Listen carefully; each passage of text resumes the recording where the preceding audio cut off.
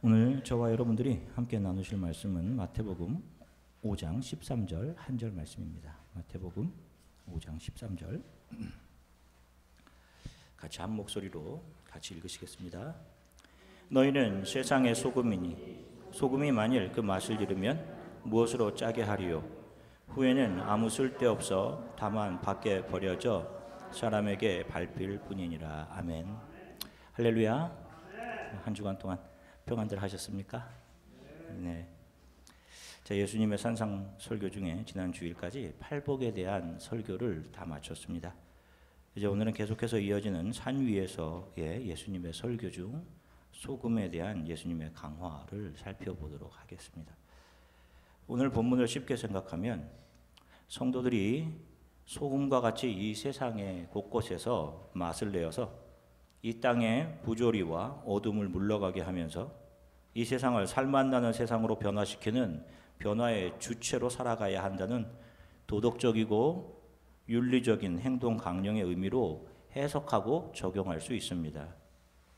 사회 곳곳에서 중요한 위치에서 크리스찬들이 들어가서 정직하고 선을 행하는 삶을 통해 우리는 세상 속에서 맛을 내는 삶을 살아야 하고 그것이 예수께서 원하시는 삶이라고 생각할 수 있습니다.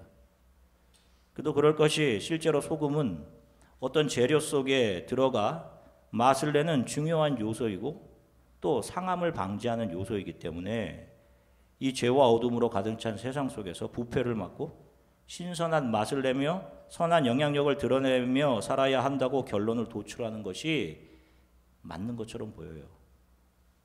우리가 그렇게 설교를 들어왔습니다. 성경을 가장 쉽게 또 잘 현대에 주해해 놓은 English Standard Version Study Bible에서도 이렇게 해석을 해놓고 있어요. 크리스찬들이 좋은 행실로 세상에 좋은 소금과 같은 맛을 세상에서 그렇게 품어내며 살아야 한다. 그러나 여러분 꼭 기억하십시오. 성경은 우리들에게 단순히 도덕적이고 윤리적인 삶을 요구하지 않습니다. 기독교는 예수 그리스도는 여러분들에게 도덕적이고 윤리적인 삶을 요구하지 않아요. 언제나 성경은 우리들에게 예수 앞에서의 회개를 요구합니다. 그분 앞에서 늘 부족하고 죄인인 자기 자신을 발견하게 하셔요. 이것이 성경의 요구입니다. 자신의 죄를 발견한 사람이 자신이 진짜가 아닌 가짜였구나. 이것을 발견한 그렇게 예수 그리스도 앞에 엎드린 사람의 삶의 모습이 어떻게 나타나겠냐고요. 그러한 삶에서 나타나는 것이 Jesus like, 예수를 닮은 삶인 겁니다, 여러분. 오늘 본문 말씀을 이해하시려면 먼저 성경에서는 소금을 어떤 의미로 사용했는지 성경 안에 펼쳐진 하나님의 섭리 속에서 하나님께서 의미를 부여하고 계신 소금의 의미를 좀 살펴보아야 돼요. 오늘 소금에 대한 예수님의 말씀은 지난주까지 살핀 팔복 설교 뒤에 바로 이어서 나옵니다. 계속 말씀드렸듯이 예수님께서 설교하신 팔복에 대한 설교는 상대적인 진리들이 절대적인 진리인 것처럼 난립하는 이 세상 속에서 하나님 나라에 속하게 되는 크리스찬들의 절대 기준을 세워주는 것이라고 말씀드렸습니다. 너희 인간들은 절대 기준이 아니야 라는 거예요. 그 절대 기준으로 예수 그리스도를 그 산 위에 세워 보여주시는 겁니다. 그리고 우리 성도들은 그 절대 기준인 예수 그리스도를 바라보고 그 앞에서 자기 자신의 가식된 모습을 보게 되는 거예요. 그래서 회개가 나오는 거예요.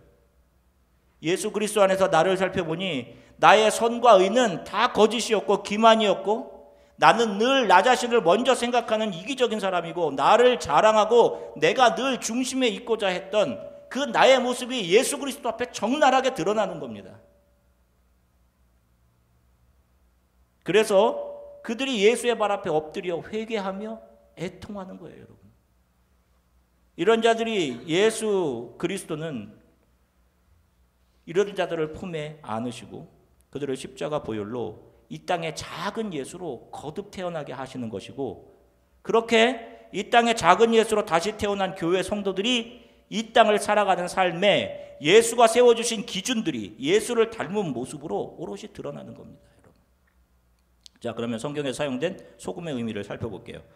먼저 성경을 보면 하나님은 소금이라는 단어를 약속, 언약과 관련해서 사용하고 있음을 알 수 있습니다. 민수기 18장 19절 말씀입니다. 굉장히 중요합니다.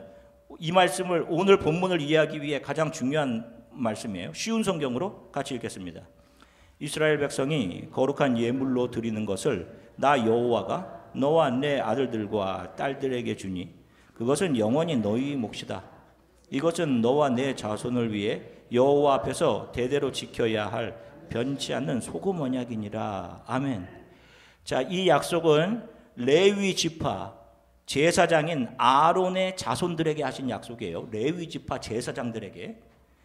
자, 이스라엘 백성들이 하나님께 드리는 거룩한 예물 중에 짐승의 앞가슴과 넓적다리를 아론의 자손인 레위 자손들에게 영원한 음식으로 주시겠다. 지금 이 약속을 하시는 거예요.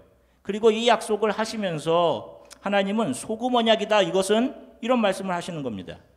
자, 소금은 영원성, 불변성을 나타냅니다. 다시 말하면 지금 하는 이 약속은 변함없는 약속이야. 영원한 약속이야. 라는 거예요.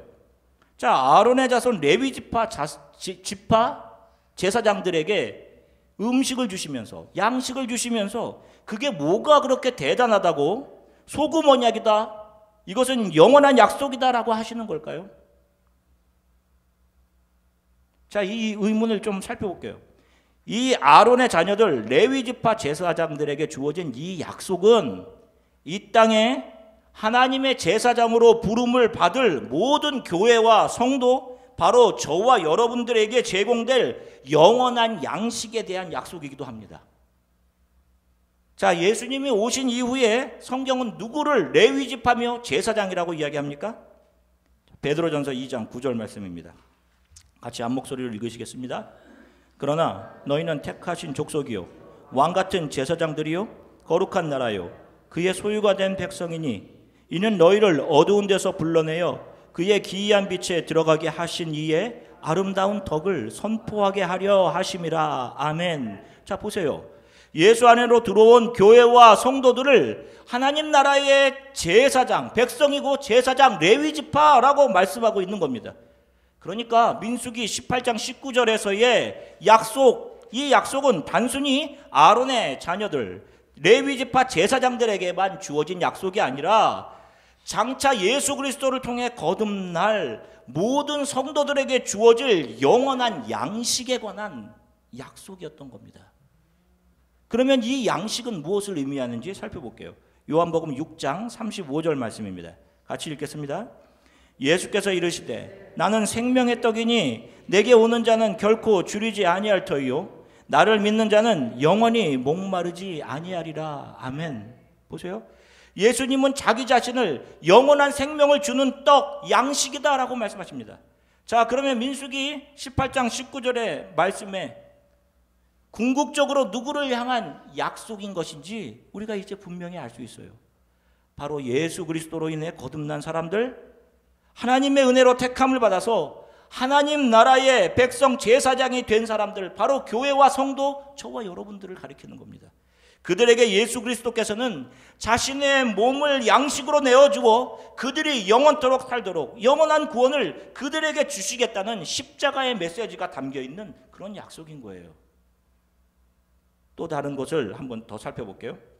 자, 솔로몬 왕 이후에 이스라엘은 주전 925년에 두 개로 갈라집니다. 두 나라로, 북쪽 이스라엘, 남쪽 유다로 분단이 됩니다. 그리고 이 두 나라는 같은 민족이었는데도 잦은 전쟁을 치르게 됩니다. 서로 자신들이, 자신의 나라가 하나님의 약속을 이어가는 바른 구약 교회임을 서로 주장하면서 싸운 거예요. 자, 남쪽 유다의 2대 왕 아비야는 르호보암의 아들이었습니다. 그가 왕이 된 후 3년에 북쪽 이스라엘 여로보암이라는 왕이 80만의 대군을 이끌고 유다와 전쟁을 하러 내려옵니다. 이때 남쪽 유다 왕 아비야가 이 전쟁을 위해 모은 군대의 수는 여로보암의 군대의 수의 절반인 40만 밖에 되지 않았어요. 80만 대 40만. 이게 전쟁이 되겠습니까? 자, 이때 유다의 왕 아비야가 자신과 마주한 적들 80만의 이스라엘 군사들과 여로보암 왕 앞에서 이렇게 소리쳐서 이야기합니다. 역대하 13장 4절부터 5절까지 말씀입니다. 같이 읽으시겠습니다. 아비야가 에브라임 산 중 스마라임 산 위에 서서 이르되 여로보암과 이스라엘 무리들아 다 들으라. 이스라엘 하나님 여호와께서 소금 언약으로 이스라엘 나라를 영원히 다윗과 그의 자손에게 주신 것을 너희가 알 것이 아니냐. 자, 보세요. 절반에도 미치지 못하는 병력을 가지고 유다 왕 아비야가 담대하게 어떤 확신을 가지고 지금 여로보암 왕에게 이야기합니다. 하나님께서 다윗에게 주셨던 약속, 그 나라를 견고하게 하시겠다던 약속, 그 소금 언약, 그 언약의 영원함, 불변함에 대해서 이야기하고 있는 겁니다. 그리고 그 약속을 자신은 신뢰한다라고 합니다. 자, 그 약속이 어떤 건지 한번 살펴볼게요. 사무엘하 7장 12절입니다. 같이 읽겠습니다. 내 수완이 차서 내 조상들과 함께 누울 때에 내가 내 몸에서 날 내 씨를 내 뒤에 세워 그의 나라를 견고하게 하리라. 아멘. 보세요. 하나님께서 다윗에게 주셨던 약속입니다. 다윗의 왕조를 영원히 세우시고 그 후손들을 영원히 보존하겠다라는 약속입니다. 이 약속은 메시아를 다윗의 후손을 통해 오게 하셔서 죄와 허물로 죽은 인간을 사탄이 왕노릇하며 끌고 가는 영원한 사망으로부터 그들을 살려내어서 하나님 나라의 백성으로 삼아 그들과 그의 나라를 영원하게 하겠다라는 그런 구원의 약속의 내용입니다. 그런데 이 약속을 아비야 왕이 기억하고 있습니다. 더 놀라운 사실은 아비야는 이 약속만 기억하고 있는 것이 아니라 이보다 더 오래전에 모세를 통해 주어졌던 약속, 우리가 살펴본 민수기 18장 19절의 소금 언약을 기억하고 있었어요. 자, 이 아비야가 80만의 군대를 이끌고 내려온 이스라엘 왕 여로보암과 군사들에게 이렇게 이야기합니다. 역대하 13장 8절부터 11절까지 말씀입니다. 같이 읽겠습니다. 이제 너희가 또 다윗 자손의 손으로 다스리는 여호와의 나라를 대적하려 하는도다. 너희는 큰 무리요 또 여로보암이 너희를 위하여 신으로 만든 금송아지들이 너희와 함께 있도다. 너희가 아론 자손인 여호와의 제사장들과 레위 사람들을 쫓아내고 이방 백성들의 풍속을 따라 제사장을 삼지 아니하였느냐? 누구를 막론하고 어린 숫송아지 한 마리와 숫장 7마리를 끌고 와서 장립을 받고자 하는 자마다 허무한 신들의 제사장이 될 수 있도다. 우리에게는 여호와께서 우리 하나님이 되시니 우리가 그를 배반하지 아니하였고 여호와를 섬기는 제사장들이 있으니 아론의 자손이요 또 레위 사람들이 수종들어 매일 아침 저녁으로 여호와 앞에 번제를 드리며 분향하며 또 깨끗한 상에 진설병을 놓고 또 금 등잔대가 있어 그 등에 저녁마다 불을 켜나니 우리는 우리 하나님 여호와의 계명을 지키나 너희는 그를 배반하였느니라. 아멘. 보세요. 놀랍게도 이 아비야가 갑자기 레위 제사장에 대한 이야기를 합니다. 이스라엘이 80만의 군대를 데리고 와서 스스로를 하나님의 언약을 계승하는 자기들이 참 구약교회라고 자청하고 있는 그 여로보암과 북이스라엘, 너희는 하나님을 배신하고 금송아지를 만들고 그것을 하나님이라 섬기고 백성들에게 그것을 신으로 섬길 것을 강요했다. 그 지적합니다. 그리고 아론의 제사장들을, 레위인 제사장들을 다 내쫓아 버리고 누구든지 숫송아지 한 마리와 숫장 7마리를 가지고 와서 제사장이 되고자 하면 직분을 준 겁니다. 그냥 직분을 교회에서 판 거예요.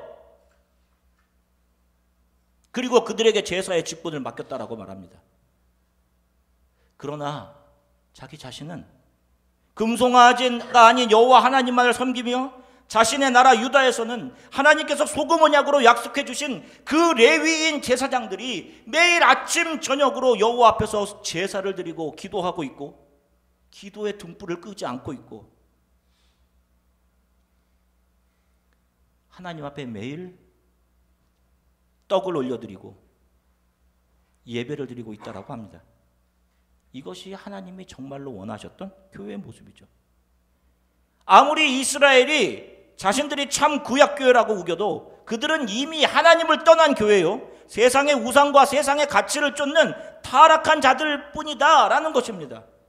거룩한 제사장의 직분도 자기들끼리 사고파는 타락한 교회, 그들이 돈도 많고 힘이 있어서 그 힘과 병력으로 참 유다인 유다를 지금 공격하지만, 그래서 너희들의 숫자가 훨씬 더 많아 보이지만 하나님께서는 하나님이 정해주신 거룩한 레위지파 제사장을 통해 예배드리고 있는 이 유다 교회를 지키실 것이다 라는 것이 아비야의 믿음이었어요.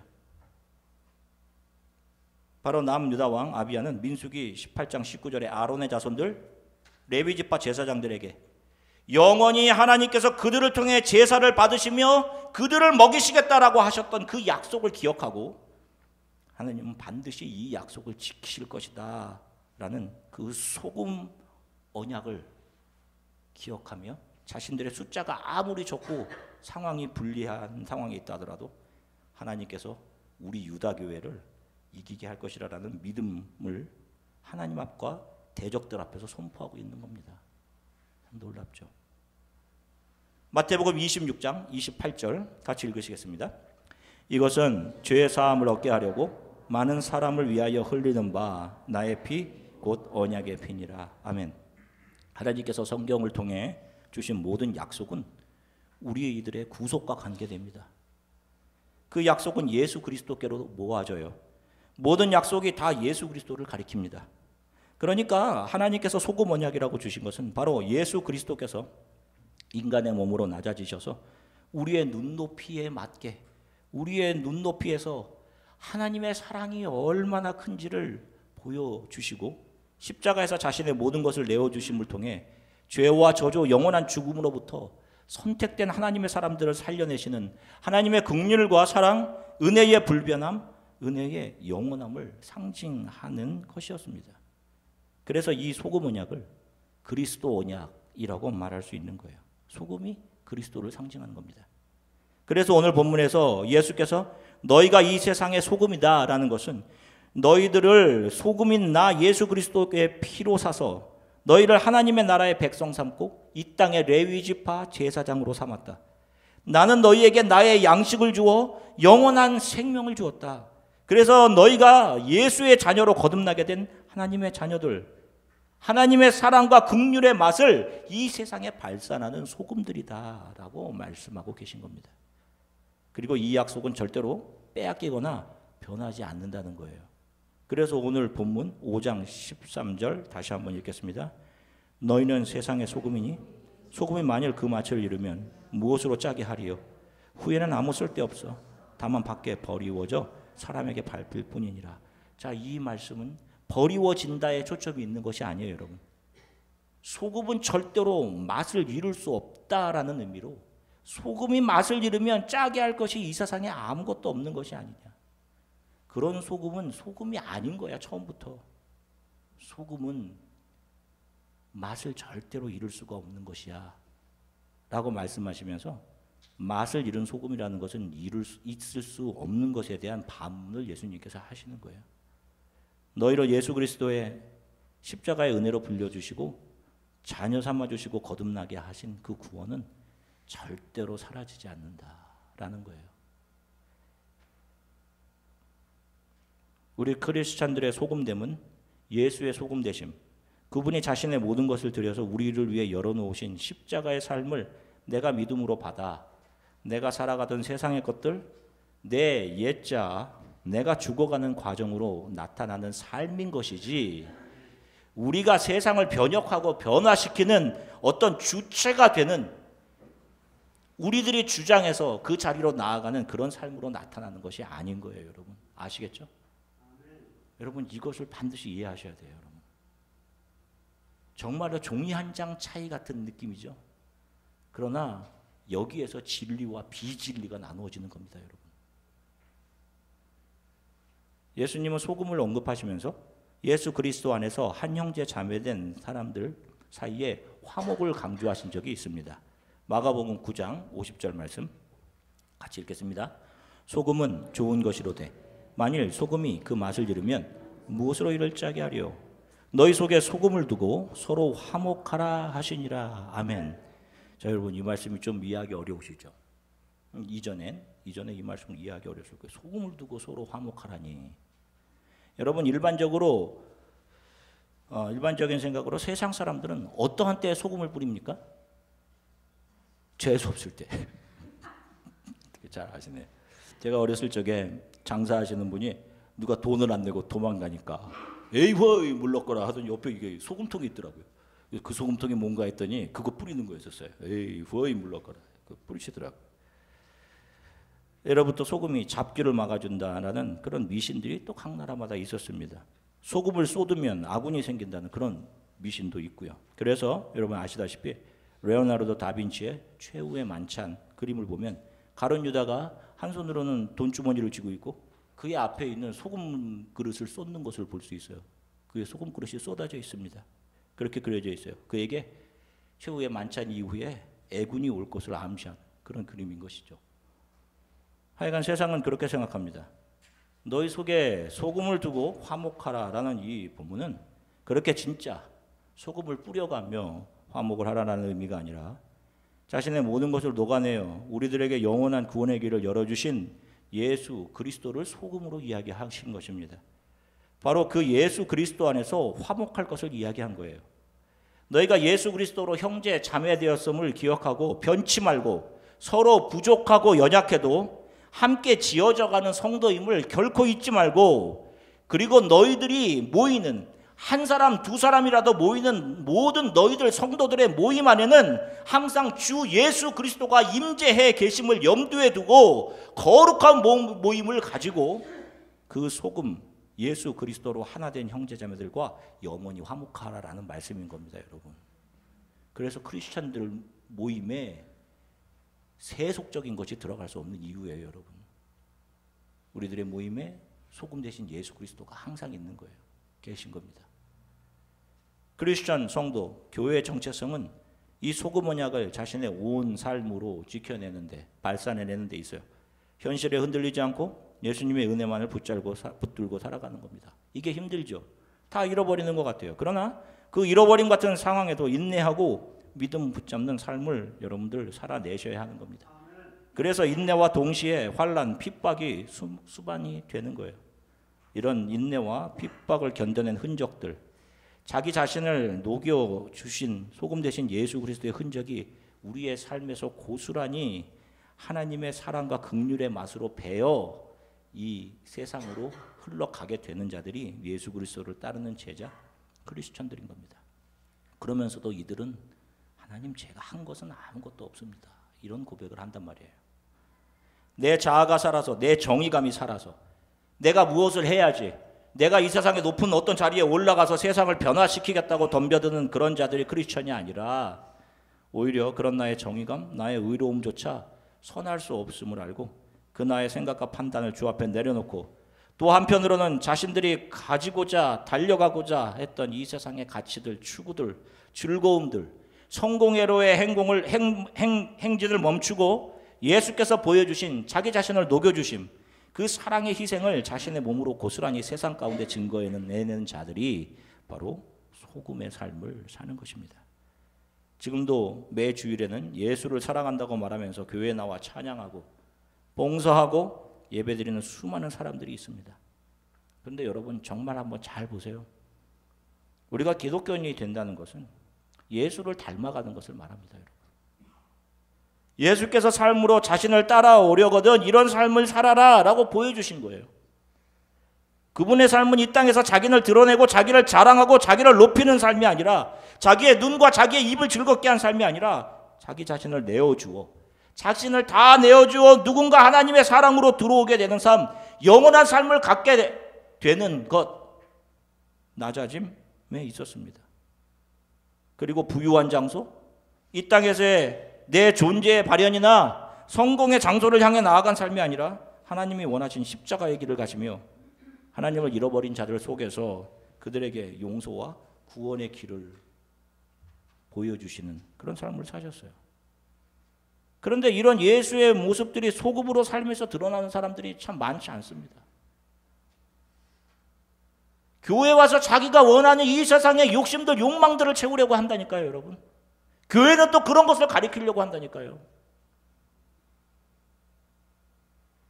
선하게 살아라가 아니라 선하신 예수 앞에 당신들의 모습을 보세요를 가리켜야 되는 거예요, 여러분. 그것이 복음인 겁니다.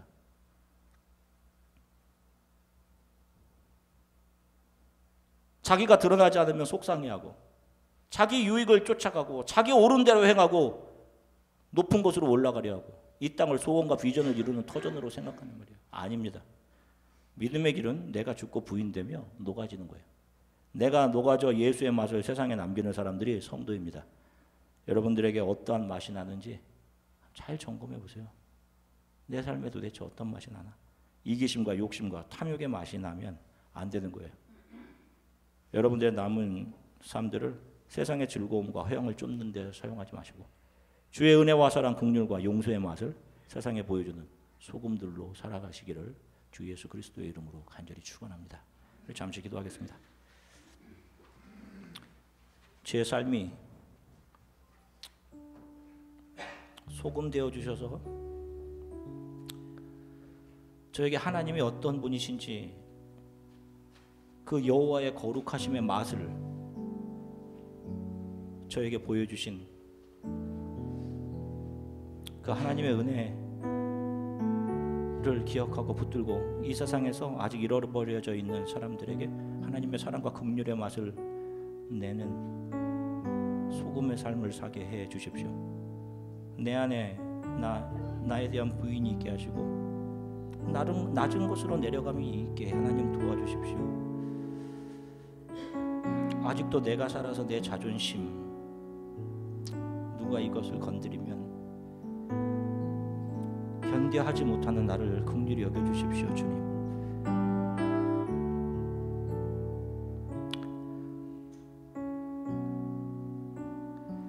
저의 삶은 누군가 이 땅의 작은 예수들로 잉태어내는데 고난과 수고가 있는 삶이 되게 해주세요. 그것을 기쁘고 감사히 여기며 살아가게 해주세요. 내 삶에 나를 위해 했던 일들이 증거로 남는 삶이 아니라 주를 위해 인내하고 견뎌내고 선택해야만 했던, 감수해야만 했던 그런 믿음의 흔적들로 채워지는 그런 삶이 되게 하나님 도와주세요. 날마다 예수를 바라보게 해주세요. 그래서 그 앞에 부족한 나를 날마다 발견하고 그런 나를 안으시는 하나님의 은혜 감격하고 감사하며 살아가게 도와주세요. 우리 이렇게 잠시 함께 기도하겠습니다. 사랑해 주님 참 감사합니다. 아버지, 사랑하는 성도들과 함께 하나님의 말씀을 나누게 하셔서 참 감사합니다. 하나님, 저를 살려내시기 위해 이 땅에 소금으로 오셔서 자신의 모든 것을 다 녹여내어 하나님 나를 살려내어 주신 하나님의 은혜를 기억합니다. 하나님, 어찌 그 은혜를 다 알 수 있겠냐면 이 세상의 그 어떤 것으로도 그 은혜를 갚을 수 없다는 사실을 압니다. 하나님, 그런 자각을 우리에게 주셔서 참 감사합니다. 참 감사합니다. 세상에 대한 아버지 비전과 눈을 감겨주시고 하나님 나라에 대한 소망의 눈을 열어주셔서 참 감사합니다. 그래서 그 소망으로 인해 날마다 눈뜸이 기쁨이요 하루하루를 살아감이 감사합니다. 참 감사합니다. 주님, 우리의 삶 속에서는 예수 그리스도와 같은 자기 부인이 있게 하시고 낮은 곳으로 내려감이 있게 해주십시오. 내가 원하는 곳으로 가는 것이 아닌 하나님이 보내시는 곳에 우리의 발이, 우리의 손이 있게 도와주십시오. 우리의 눈과 손을 즐겁게 하는 삶이 아닌 또 내가 무엇이 돼야 되겠다고 하는 생각, 내가 정의요 선이라고 생각하는 그 모든 것들이 예수 앞에 무너지고 당신만이 정의이고 선이입니다. 나를 긍휼히 여겨주세요. 매일 그렇게 예수 앞에 엎드려 기도하는 그런 성도들로 살아가게 도와주십시오. 이들의 삶에 그 예수의 소금됨의 맛이, 예수의 사랑과 긍휼의 맛이 이들의 삶에 오롯이 드러나도록 성령님 도와주십시오. 감사드리며 예수 그리스도 이름으로